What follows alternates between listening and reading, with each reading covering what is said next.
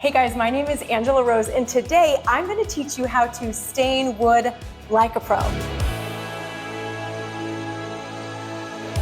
Now, what is stain? Stain changes the color of your wood, and what it does is it actually penetrates into the fibers of the wood compared to paint, which just kind of floats on top. Now, there's a few different types of stain. You can use water-based, oil-based, which is what I'm going to show you today, or gel.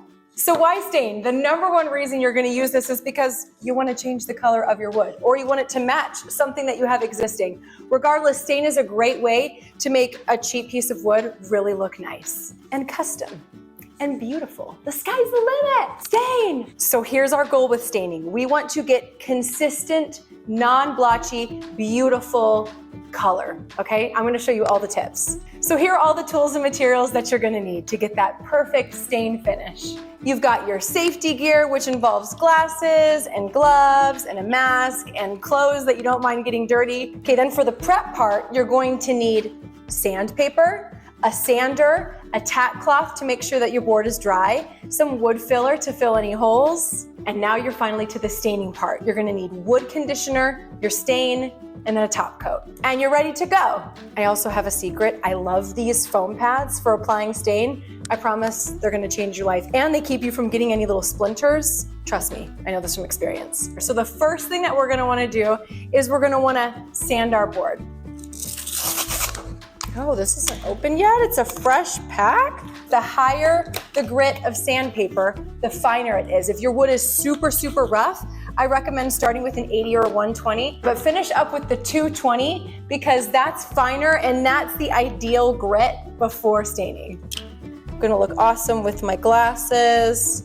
I don't have a hairband. We're using a bracelet to put my hair back. Do we look cute?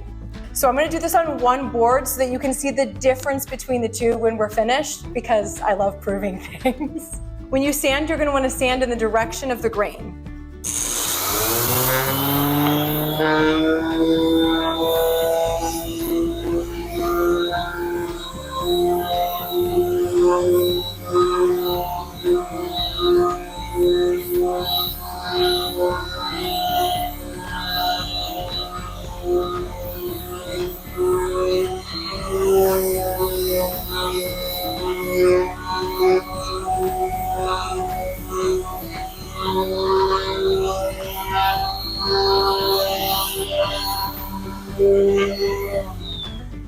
Okay, can you see the difference between these already?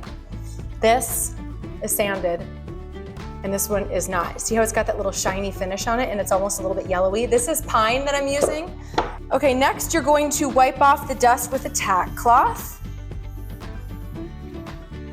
Thank you, tack cloth.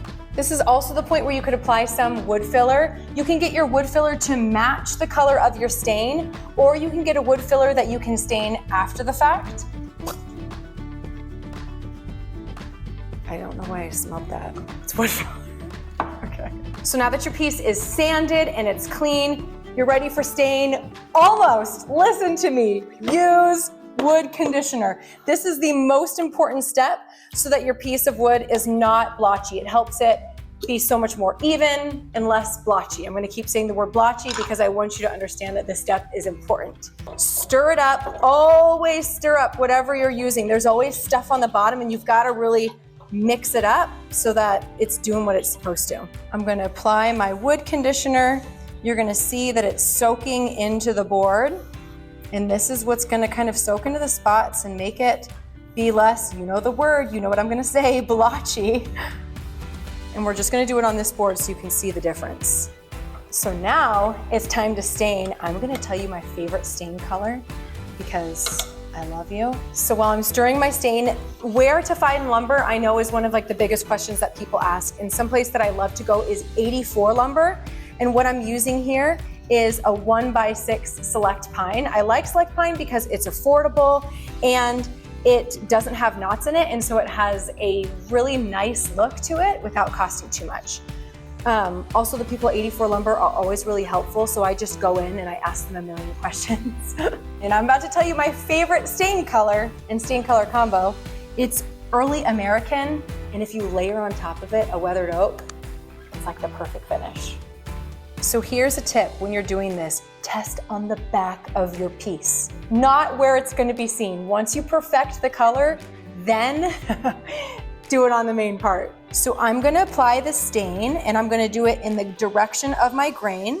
And I love using this foam pad because I feel like it helps the stain be really even and consistent. I'm not wearing my gloves. I'm a rebel. This looks beautiful. This looks beautiful already. Let me stain this one to prove to you. Look at that splotchiness coming in. So let me show you the difference between these. See how this one's got all this splotchiness down here? But this one is just like nice, richer, and more even. Okay, you can wipe off any excess stain so that it doesn't just sit there. You wanna wipe off the extra. I like to do lots of thin coats, not thick ones. And then next, if this is a piece that you wanna protect or that's gonna get a lot of use, like a table or a bench, somewhere where your kids are gonna draw and drop food and all sorts of things, then you're gonna wanna put a top coat on. I like using polyacrylic, and you can get it in different finishes.